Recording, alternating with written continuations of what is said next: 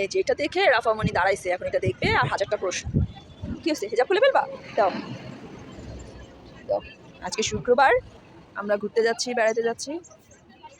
রাফামণির আব্বু নামাজে ঢুকছে, তাই আমরা এখানে দাঁড়ায় আসছি না। আবারও প্রশ্ন, এটা কি?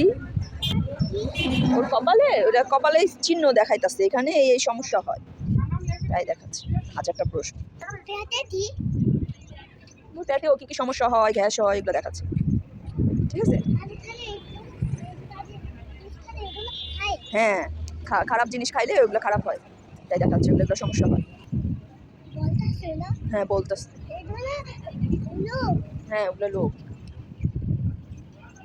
কত যে প্রশ্ন। এই সুন্দর। ওরে বাবা, অ্যাকশন করে দাঁড়াইছে এবার।